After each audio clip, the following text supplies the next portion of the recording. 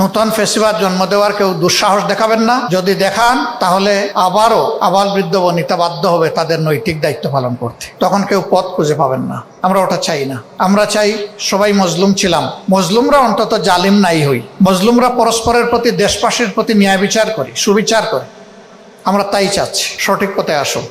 সঠিক পথে না আসলে এই জাতি অতীতে যাদেরকে সঠিক পথে এনেছে আপনাদেরকেও সঠিক পথে আসতে তারা বাধ্য করবে, অথবা অতীতের ফ্যাসিস্টদের যে পরিণতি হয়েছে সেই পরিণতি আপনাদেরকে ভোগ করতে হবে।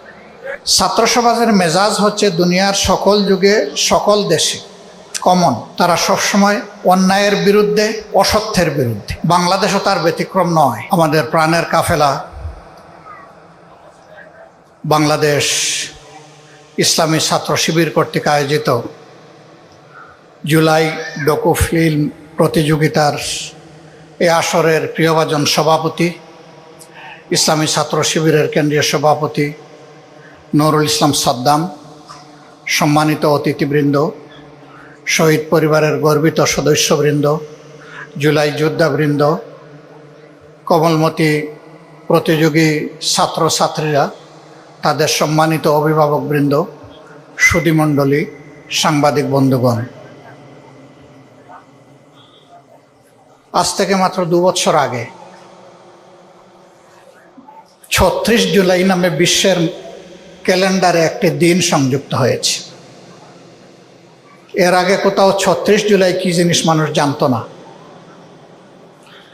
কেন তাহলে 36 জুলাই হলো এটা? কারণ জুলাইয়ের 1 তারিখ থেকে অন্যায় অসত্যের প্রতিবাদে ছাত্র সমাজ যে গর্জন শুরু করেছিল সেই গর্জন পূর্ণতা পেয়েছিল আগস্টের 5 তারিখ। এই জন্য জুলাইকেই ধারণ করার জন্য আগস্টের 5 তারিখটাকে 36 জুলাই করা হয়েছে। এখন বাংলাদেশের মানুষকে আর ব্যাখ্যা দিয়ে বলতে হয় না 36 জুলাই কোন দিন, সবাই বুঝে এটা আগস্টের 5 তারিখ। ইসলামী ছাত্র শিবির মাস ব্যাপী, অর্থাৎ এই 36 দিন ব্যাপী বিভিন্ন আয়োজন করেছে জুলাইকে তুলে আনার জন্য, জুলাইকে সম্মান দেখানোর জন্য, জুলাইয়ের প্রতি ভালোবাসা প্রদর্শন করার জন্য। ইসলামী ছাত্র শিবিরের এই চমৎকার উদ্যোগ এবং আয়োজনকে আমি অভিনন্দন জানাই। ছাত্র সমাজের মেজাজ হচ্ছে দুনিয়ার সকল যুগে সকল দেশে কমন। তারা সবসময় অন্যায়ের বিরুদ্ধে, অসত্যের বিরুদ্ধে। বাংলাদেশও তার ব্যতিক্রম নয়। এই যে এইদিকে কয়েকজন হাত নাড়তেছে, এরাও জুলাই যোদ্ধা ছিল। আজকে নিচে ঘুরে ঘুরে আশা করি আমার মতো আপনারা সবাই দেখেছে, কার্যত এখানে শিশু কিশোরদেরকেই তুলে আনা হয়েছে। তাদের ছবি, তাদের ব্যাপারে 2টি কথা এবং তাদের কাল্পনিক কিছু হৃদয় ছোঁয়া আবেদন, কিছু আহ্বান আপনারা শুনেছেন, আমিও শুনেছি। এক পর্যায়ে শিশুদের প্রতীকী কবর ওটা যখন শেষ পর্যায়ে ভিজিট করছিলাম তখন আসলেই কলিজাটা ভেঙে টুকরা টুকরা হয়ে যাচ্ছিল। ওরা কি জন্য জীবন দিল আর জাতির জন্য তারা কি করে গেল, এখন এই জাতির কি দায়িত্ব, সংক্ষিপ্ত শব্দে এখানে উঠে এসেছে। আমি বলেছিলাম বাংলাদেশের রাজনীতি যারা নিয়ন্ত্রণ করেন তারা সবাই যদি আমার মতো এসে এখানে একটু শুনতে পারতেন তাহলে তাদের সাথে আমরা কেউ বিশ্বাসঘাতকতা করতে পারতাম না। আজকে এই ফিল্ম প্রতিযোগিতায় যারা অংশগ্রহণ করেছে তাদেরকে অভিনন্দন জানানোর পাশাপাশি তাদের জন্য দোয়া করি। আজকে তাদের কল্পনার রং তুলিতে যেভাবে তারা জুলাইকে তুলে এনেছে, ধারণ করেছে এবং জাতির সামনে উপস্থাপন করেছে, আগামীতে এরাই যেন জাতির নেতৃত্ব দিতে পারে। এরা যেদিন জাতির নেতৃত্বে আসবে আমরা একটা নতুন জাতি, একটা নতুন দেশ সত্যিকার অর্থে পাবো, আমি বিশ্বাস করি। এখন কি তাহলে ওদের জন্য আমরা বসে থাকবো, নিজেরা কিছু করব না? না, অবশ্যই করব, এবং ওদের জন্য ওই জায়গাটা তৈরি করে দেওয়ার জন্য যা দরকার তাই করব ইনশাআল্লাহ।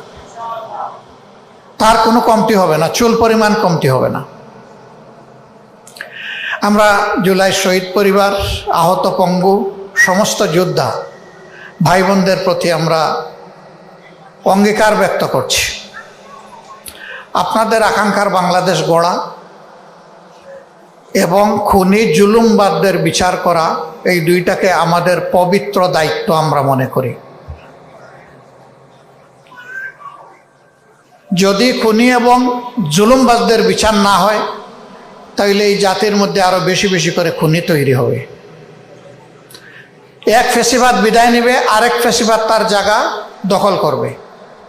আমরা ওই রূপান্তরটা চাইনি।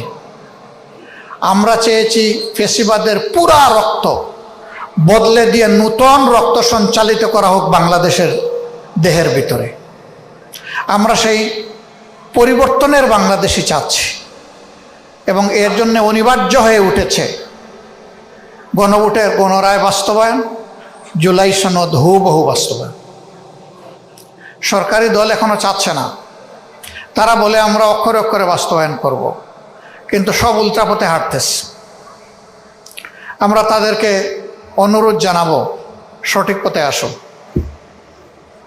সঠিক পথে না আসলে এই জাতি অতীতে যাদেরকে সঠিক পথে এনেছে, আপনাদেরকেও সঠিক পথে আসতে তারা বাধ্য করবে, অথবা অতীতের ফ্যাসিস্টদের যে পরিণতি হয়েছে সেই পরিণতি আপনাদেরকে ভোগ করতে হবে। নিচে আপনারা দেখেছেন স্বৈরাচারের গলায় রশি দিয়ে চতুর্দিকে এক একজন ধরে রেখেছে, টান দিচ্ছে। কারা টান দিচ্ছে? আবু সাইদ। কে টান দিচ্ছে? মুগ্ধ। কে? ওয়াসিফ। কে? নাইমা। কে? আনাস। এরা টান দিচ্ছে।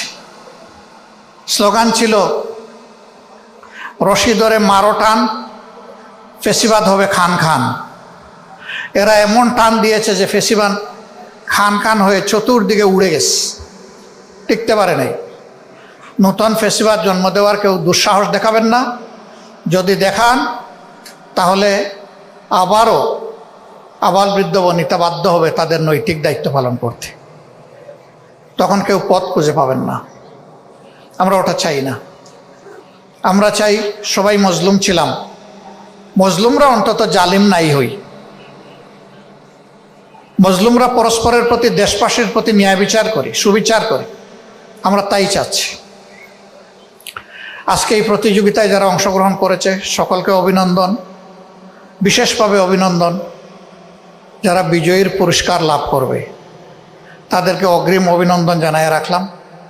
এবার যারা সেই পুরস্কারগুলা পাবে না তারাও বিজয়ী, কারণ এটা একটা সাহসের ব্যাপার, এটা একটা বিশনের ব্যাপার।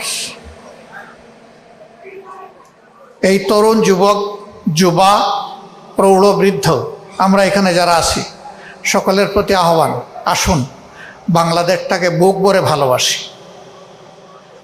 এদেশের মানুষকে সম্মান করি, পরস্পরের অধিকারের পাহারাদার হই। নিজে যেভাবে সম্মানিত হয়ে সমাজে বাঁচতে চাই, অন্যকে তার প্রাপ্য সম্মানটা নিশ্চিত করি। নিজে যেভাবে বঞ্চিত হলে সুবিচার আশা করি, সকলের জন্য সেই সুবিচার নিশ্চিত হোক। এই আহ্বান জানিয়ে আমাকে এখানে তারা দাওয়াত দিয়ে সুযোগ করে দিয়েছেন, ইসলামী ছাত্র শিবিরকে বুক ভরা ভালোবাসা এবং কৃতজ্ঞতা জানিয়ে আমার কথা এখানেই শেষ করছি। আল্লাহ হাফিজ। বাংলাদেশ জিন্দাবাদ। ইসলামী ছাত্র শিবির জিন্দাবাদ।